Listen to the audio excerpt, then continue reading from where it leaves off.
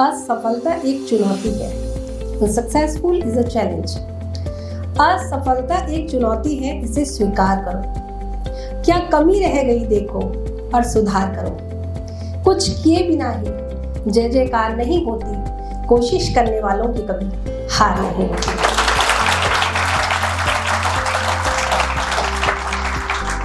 Respected ma'am, respected sir, and all my dear friends.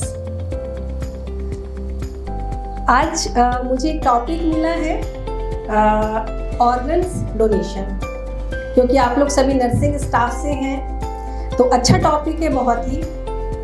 बोलने के लिए इसमें बहुत ज़्यादा नहीं है, मेरे पास बोलने के लिए तो बहुत कुछ है, बट समय का थोड़ा सा अभाव है ना, तो टाइम इज़ वेरी प्रीशियस। तो मैं बताना चाहूँगी कि देखिए, ऑर्गन डोनेशन यानी दान किसको कहा जाता है? दान कहते हैं जो अपनी इच्छा से किसी ऐसे व्यक्ति को दिया जाए जिससे आपको कुछ ऐसा फील ना हो कि मैंने किसी के ऊपर कोई उपकार किया है, जिससे परमात्मा को खुशी मिले, जिससे मुझे आत्मिक शांति मिले। और किसी नीडी पर्सन को जब हम कुछ देते हैं तो वो कहलाता है दान। दान बहुत तरह का होता है। स्वर्ण दान, सोने का दान करते हैं कोई, आप लोगों ने सुना होगा। कोई कन्यादान, गौदान, भूमिदान, बहुत सारे दान आप लोगों ने ऐसे सुने होंगे। लेकिन सबसे इम्पोर्टेंट जो है वो क्या है? अंगदान, ऑर्गन डोनेशन, जिसको दानों में दान महादान कहा गया है। आज क्या है, हमारे प्रति वर्ष पर ईयर हमें 1 लाख लीवर, 1 लाख किडनीज की आवश्यकता हमें पड़ती है, लेकिन हमारे पास इतने ऑर्गन्स क्यों नहीं है? क्योंकि हमें इसका ज्ञान नहीं है कि हमें ऑर्गन्स कहाँ डोनेट करने चाहिए, किस टाइम पे डोनेट करने चाहिए। तो मैं आपको बताना चाहूँगी कि 2 प्रकार के डोनेशंस होते हैं। एक होता है लाइव और एक होता है death. Live donor organ donation, दूसरा क्या होता है? Death donor organ donation. Live में होता है जीते जी। जब आप जीते जी कोई चीज किसी व्यक्ति को दान करते हैं, उसमें क्या आते हैं? लीवर आते हैं, किडनीज आती है ना, कुछ लंग्स के कुछ पार्ट्स आते हैं। और इसमें क्या होता है? हार्ट और हमारी आईज नहीं आती हैं, ठीक है। और डेथ के बाद मतलब जब आपने मरने के उपरांत जो आप डोनेट कर सकते हैं, उसमें क्या आते हैं? आई डोनेट कर सकते हैं, है ना, हार्ट डोनेट कर सकते हैं। तो इस तरह के जो ऑर्गन्स डोनेट करने वाले होते हैं, मैं बताती हूँ कि एक क्या होता है कि 3 प्रकार के दान होते हैं। नेत्रदान, अंगदान और देहदान। नेत्रदान से हमें क्या फ़ायदा है? अभी मेरी एक सिंगल बॉडी है, मेरे पास 2 आईज हैं, मैं अपने सिंगल बॉडी से 2 पर्सन्स की मदद कर सकती हूँ अगर मैं आई डोनेट करती हूँ। मतलब क्या है कि मेरी एक आई डोनेट से एक व्यक्ति संसार को देखेगा, इस प्यारी सुंदर धरती को देखेगा। मेरी दूसरी आँख से दूसरे व्यक्ति को जब हम डोनेट करेंगे तो दूसरे व्यक्ति को हम जीवन प्रदान करते हैं। अंगदान में जैसे हमारी फैमिली का कोई बहुत इंपॉर्टेंट पर्सन है जिसको आप बहुत लाइक करते हैं, है ना, फैमिली के मदर हैं, फादर हैं, तो जब उनको नीड होती है किसी लीवर की या किडनी की एटेंडम ज़रूरत पड़ती है तो हम डोनेट कर देते हैं। वो हम जीते जी कर सकते हैं, बहुत ईजी भी है। देहदान की वैल्यू हमें तब पता चलती है जब हमें परिवार से कोई व्यक्ति हॉस्पिटल के अंदर होता है और हम ये कहने पे मजबूर हो जाते हैं कि इस हॉस्पिटल में बहुत अच्छे डॉक्टर्स नहीं हैं। तब हमें देहदान की आवश्यकता पता चलती है कि इसकी इम्पोर्टेंस हमारी लाइफ में क्या है। जब हम देहदान करते हैं तो हमें बहुत ही अच्छे कुशल डॉक्टर्स मिलते हैं जो हमारी बॉडी पे प्रैक्टिकल करते हैं। मैंने अंगदान, देहदान, नेत्रदान तीनों का जो है अभी इसका संकल्प लिया है, इसका फॉर्म भरा है, सिर्फ इसलिए कि मरणोपरांत मेरी बॉडी का अंतिम संस्कार ना किया जाए, अभी तो मेरी बॉडी को डॉक्टर्स को दान कर दिया जाए और वो मेरी बॉडी पर प्रैक्टिकल करें। और मुझे इस भारत देश के लिए बहुत ही कुशल डॉक्टर्स थे, बहुत ही अच्छे डॉक्टर्स थे। अच्छा, दूसरी चीज़ मैं ये कहना चाहूँगी, चलो ये तो आपके सब्जेक्ट से रिलेटेड हो गया।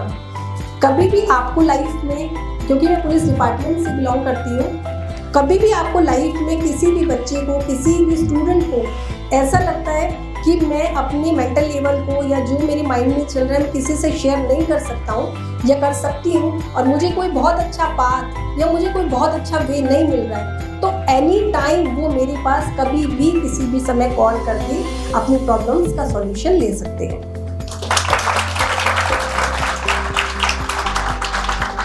अभी हम लोग जो काम कर रहे हैं वो कर रहे हैं सीनियर सिटीजन्स पर काम कर रहे हैं। सीनियर सिटीजन्स सब लोग जानते हैं, सीनियर सिटीजन 60 से अबव। कितने ही परिवार ऐसे हैं जिनके बच्चे विदेशों में नौकरियां कर रहे हैं और यहाँ पर पेरेंट्स बहुत अकेले रहते हैं, अपने आप को बड़ा लोनली फील करते हैं। उनको उस प्यार की, उस प्रेम की आवश्यकता होती है, बट उनको वो नहीं मिल पा रहा है। तो हमारे द्वारा भी लेटेस्ट में एक ऐसा वो चलाया गया है जिससे हम उनके साथ एक टाइम स्पेंड करें और सीनियर सिटीजन्स के लिए बहुत अच्छा एक वे तैयार करें, जो उनको ये नहीं लगे कि लाइफ में जो है हमारा कोई है नहीं, हमारे बच्चे नहीं हैं, हमारे बच्चे दूर हैं या हमारे फैमिली वाले हमारे से बहुत दूर हैं। मेरा ये कहने का आपको तात्पर्य सिर्फ इतना है, ये बात मैंने आपको सिर्फ इसलिए बताई कि जब आप किसी आईसीयू में या मेन आईसीयू में कभी किसी ओल्ड व्यक्ति की कभी केयर कर रहे होंगे, तो आपको ये कसम और ये प्रण लेना होगा कि कभी भी आप उनको ऐसा फील कभी जीवन में ना कराएं कि उनको ऐसा लगे कि मेरी केयर एक नर्स कर रही है, मेरी केयर एक माँ नहीं कर रही है। ठीक है, मैं अपने समय का एक वाक्य आपको बताना चाहूँगी कि देखिए, यहाँ पर मैं ना सिर्फ लेक्चर नहीं देने आई हूँ, ऐसे आपको फ्रेंडली आपसे बिहेव करने आई हूँ कि आप मुझे ये जान लें कि आपको कभी लाइफ में किसी भी तरह की कोई भी परेशानी आपकी लाइफ में नहीं आए। ठीक है, ये मेरा लेक्चर देने का सिर्फ इतना मतलब है कि आप मुझे जान लें कि मैं कौन हूँ या मैं आपसे किस तरीके से आपकी प्रॉब्लम्स को सॉल्व कर सकती हूँ। एक वाकया मुझे याद है, मेरी मदर एडमिट थी, मैं हॉस्पिटल का नाम नहीं बताऊँगी, मेन आईसीयू में भर्ती थी। 19 नंबर बेड पे मेरी मम्मी थी और रात के 2 बजे थे।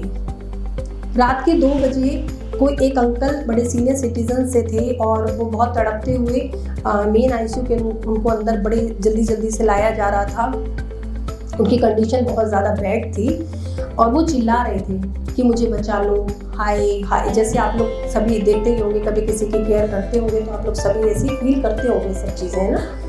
तो उन अंकल की मतलब जो वॉइस था ना, उन अंकल का ऐसा था कि सभी वहाँ पर परेशान हो रहे थे, लेकिन मैं अपनी मम्मी के साथ थी तो मुझे उनकी आँख को फील हो रहा था कि वो किस कंडीशन से इस समय गुजर रहे होंगे। जब उनको कराते कम से कम आधा घंटा हो गया, तो ऐसे नहीं सोचना कि मैं किसी नर्स पे ब्लेम लगा रही हूँ, मेरे सिर्फ कहने का उद्देश्य है कि कभी ऐसा बिहेव मत करना।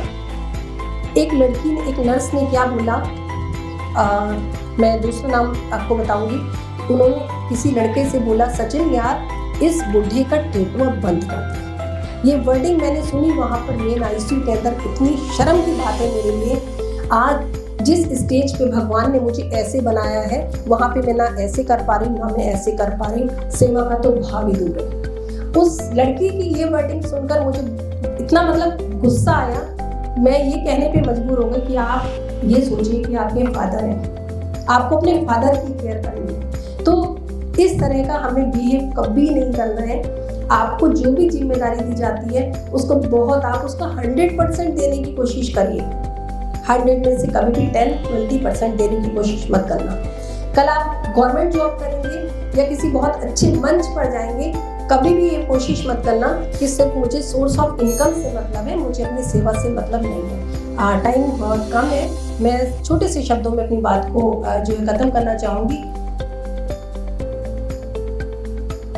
मैं क्या बताना चाह रही थी, भूले, बेल बज गई ना तो वो मेरी सर में वो हो गया।